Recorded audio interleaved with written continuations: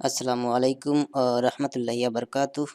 গ্রাম বাংলা অনলাইনে আলাদা রকম একটি ভিডিওতে আপনাকে শুভেচ্ছা জানাচ্ছি। আমি মোহাম্মদ মোবারক হোসেন। তো আজকে আমরা এক নজরে বাগেরহাটের ঐতিহ্যবাহী মসজিদ ষাট গম্বুজ ঘুরে আসব সংক্ষেপে, এবং তার পাশাপাশি রয়েছে খানজাহান আলীর মাজার। তো সে মাজারও কিছুটা সময় ঘুরে আসব। চলুন এক ভিডিওতে আমরা দেখে আসবো যারা কখনোই এখানে যাননি, ষাট গম্বুজ মসজিদ দেখেননি, অথবা রাস্তা থেকে গেছেন, দূর থেকে তাকিয়ে গেছেন, পুরোটা দেখার জন্য কখনো সময় হয়নি, তারা অন্তত একবার দেখে নিন। সৌন্দর্য দেখে যদি মুগ্ধ হন তাহলে কোনো এক সময় সুযোগ করে চলে আসবেন ইনশাআল্লাহ। তো প্রথমেই বলে নিচ্ছি, আপনি মেন রোড থেকে, মেন রাস্তা থেকে এরকম গেট দেখতে পাবেন। এটা হচ্ছে মেন গেট। তো এখানে দেখতে পাচ্ছেন টিকিট কাটার জন্য বেশ ছোটোখাটো লাইন রয়েছে। তো এখানে দেখতে পাচ্ছেন বিদেশি পর্যটকদের জন্য 200 টাকা, যদিও আপনি বিদেশি নন আপনার জন্য 20 টাকা, পুরো 180 টাকায় ছাড় বাংলাদেশি বলে।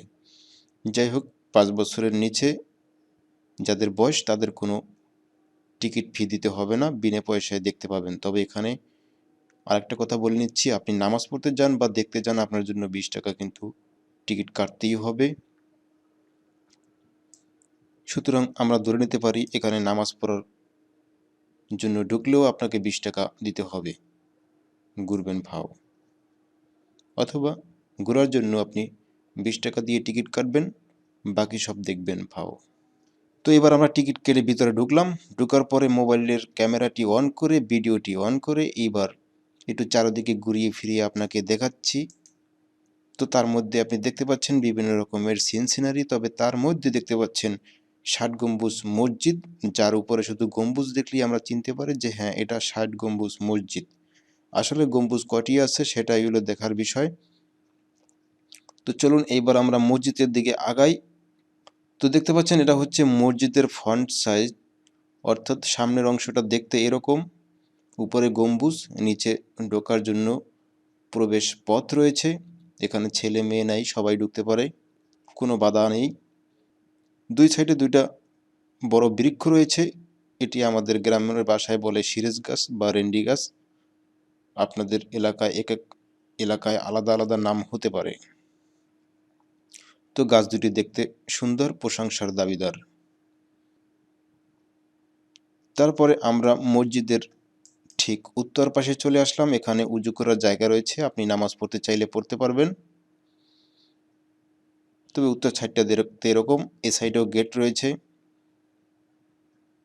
দরজা জানলা প্রায় দেখতে একই রকমের, তবে চিন্তার কিছু নেই, আপনার ঢোকার জন্য দরজা রয়েছে। তারপরে আমরা চলে আসলাম মসজিদের পশ্চিম পাশে, অর্থাৎ যেদিকে ফিরে আমরা নামাজ আদায় করি।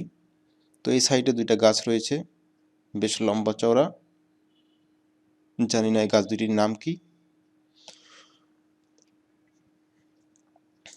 এটা হচ্ছে এই মসজিদের দক্ষিণ সাইড, যে সাইডটি আপনি রাস্তা দিয়ে যখন গাড়িতে যাবেন তখন এই সাইডটি দেখে মুগ্ধ হতে পারেন। অনেক পর্যটক এখানে আসে, বিশেষ করে মসজিদের সাথে নিজেকে একটু সেলফিতে আবদ্ধ করার জন্য। তো এবার আমরা একটু মসজিদের মধ্যে ঢুকে দেখি মসজিদের মধ্যে সিনারি কীরকমের। আমি কিন্তু মসজিদের কোনো ইতিহাস বলতেছি না, শুধুমাত্র আপনাকে দেখাচ্ছি, একজন দর্শক আসলে যা যা দেখতে পাবে সেগুলো দেখানোর উদ্দেশ্য এই ভিডিওটি তৈরি। তো মসজিদে ঢুকলে দেখতে পাচ্ছেন এখানে একটি মাত্র লাইন রয়েছে নামাজ আদায় করার জন্য, সামনে অনেকগুলি ফ্যান রয়েছে, আর উপরের দিকে তাকালে শুধু গম্বুজ গম্বুজ গম্বুজ গম্বুজ দেখতে হবে। তবে এগুলো আপনি গুনে নিতে পারেন, অনেকে অনেক রকম বলে থাকে।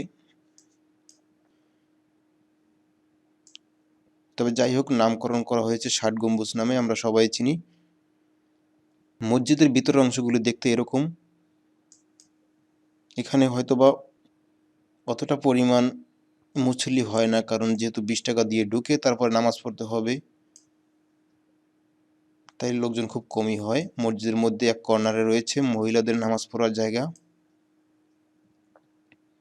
তার মানে এই মসজিদে মহিলারাও নামাজ পড়তে পারবে। তো এবার আমরা মসজিদ থেকে বের হয়ে মসজিদের পশ্চিম পাশে চলে আসলাম। পশ্চিম পাশে এসে মসজিদটাকে এরকম দেখা যায়। তবে তার পাশে রয়েছে বড় একটি দিঘি। দিঘিটা অনেকটা সুন্দর, প্রশংসার দাবিদার। তো দিঘির পাশে রয়েছে অনেক রকমের অনেকগুলি গাছ। তো এবার আমরা একটু দিঘির যে ঘাটলা রয়েছে সেই ঘাটে আমরা যাব। দেখতে পাচ্ছেন দিঘিটা খুবই সুন্দর, তবে এই দিঘির মধ্যে কি আছে তা আল্লাহ মাবুদ ছাড়া কেউই জানে না। দিঘির পাশে এরকম বসে বসে আড্ডা মারার মতো সুযোগ রয়েছে। আপনি চাইলে দল বল একসাথে চলে আসতে পারেন, অথবা সঙ্গীকেও নিয়ে আসতে পারেন।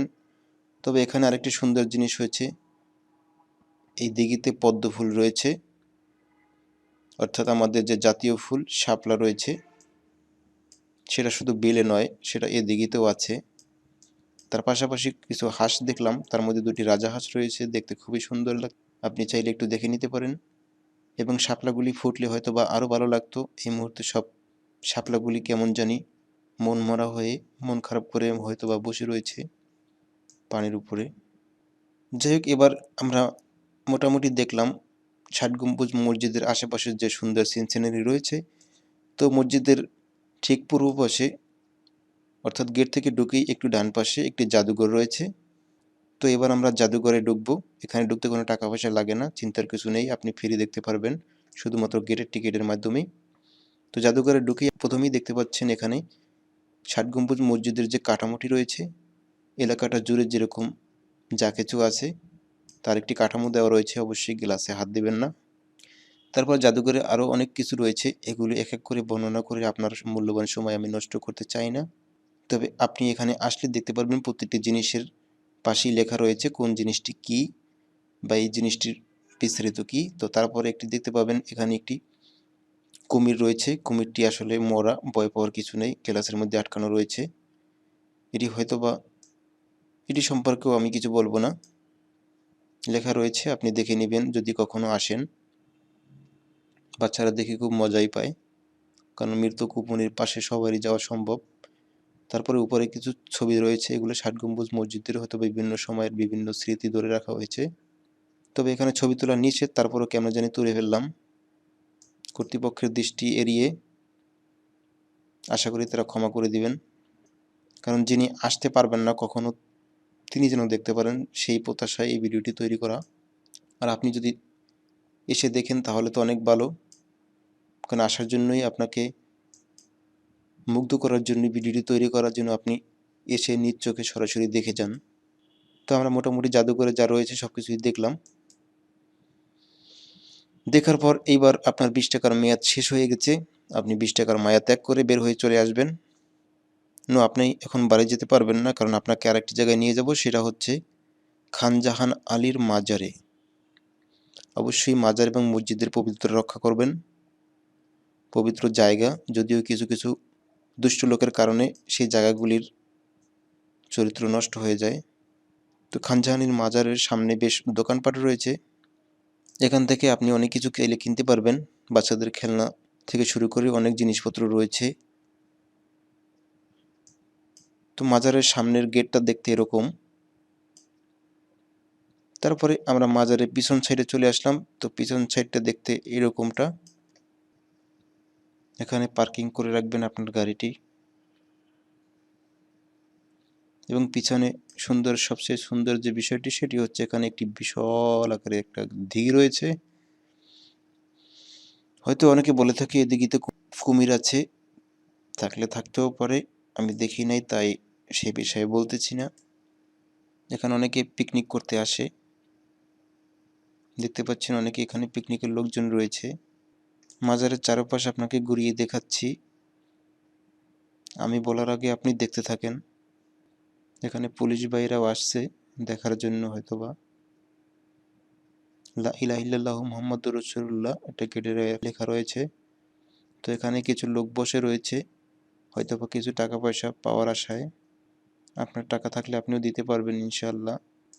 হয়তোবা এখন জমজমাট কিছুই দেখতে পাচ্ছেন না, এটা মেলা হলে তখন জমজমাট হয়ে থাকে অনেক। এখন লোকজন তেমন একটা নাই, এজন্য একটু নীরবতা নিচ্ছিন্ন লাগছে।